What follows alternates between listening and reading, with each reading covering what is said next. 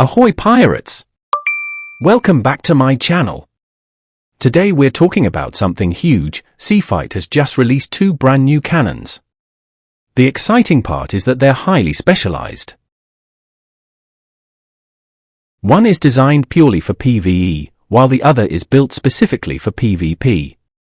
In this video we'll analyze both cannons, look at all of their bonuses, and then compare them directly with the Thunderbolt cannons to find out whether they're really worth upgrading. Let's get started. Let's begin with the Deathbringer, a cannon designed specifically for PvP. Looking at its stats, you'll immediately notice that the highlighted values remain the same at every level, while the white values increase as the cannon is upgraded. So, what are its biggest strengths? Extra damage against players and towers. The tower damage bonus is fantastic, especially for completing season objectives. The extra player damage is certainly nice, although it isn't a game-changing bonus on its own. Besides the usual battle point multiplier when sinking another player, these cannons introduce a completely new mechanic. At the moment, if you sink the same player multiple times, you'll only receive battle points for the first 2 kills each day. With the Deathbringer, however, you'll continue earning battle points from the 3rd kill onwards, up to 7 additional valid kills per day at level 6. That's a huge amount of extra battle points. This is probably my favorite bonus. It's the same mechanic used by Soul Eater ammunition and the new Titan Soul Eater ammunition. Imagine attacking a player whose voodoo points are full while using Titan Soul Eater ammunition. At the same time, you'll regenerate a good portion of your own voodoo shield. It's an excellent bonus for PvP. If the Deathbringer dominates PvP, then the Steambrass is, in my opinion, the new king of PvE. Until now, players usually had to choose between Thunderbolt and Bastion cannons. The downside of Bastions has always been their lower damage output and slower reload speed. Now imagine having all the power of a Thunderbolt while also being able to generate a Sentinel. That's exactly what the Steambrass offers. It has, for 0.9 second reload, 34 range, the ability to summon a Sentinel.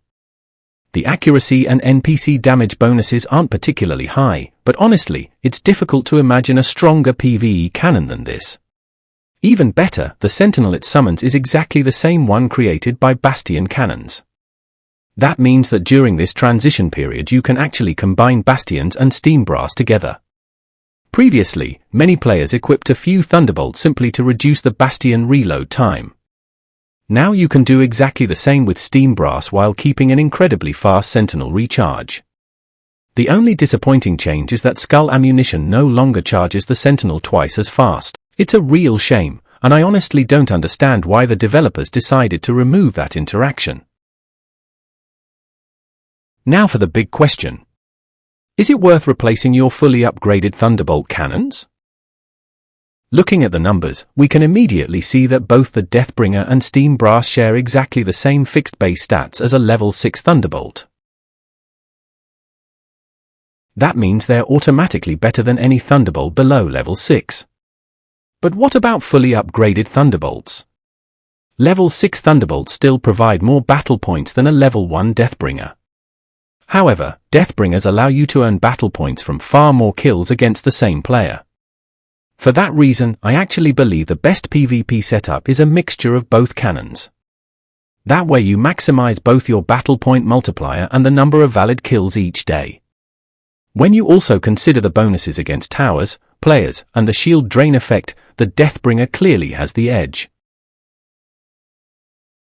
Against the Steambrass, the Thunderbolt simply can't compete. To be completely fair, the real comparison should probably be against a level 6 Bastion, but Bastions now feel rather slow and outdated.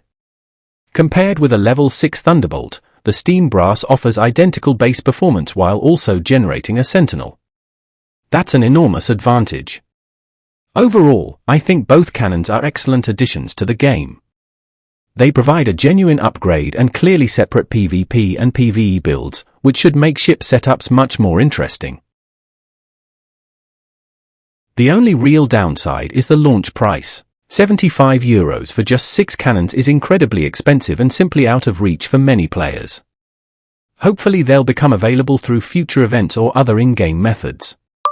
Technically, though, they're both fantastic cannons. What do you think? Were you expecting these new cannons to arrive now? Do you like their bonuses, or are you sticking with your current setup? Let me know in the comments. If you enjoyed the video, don't forget to leave a like and subscribe for more Seafight guides. See you next time.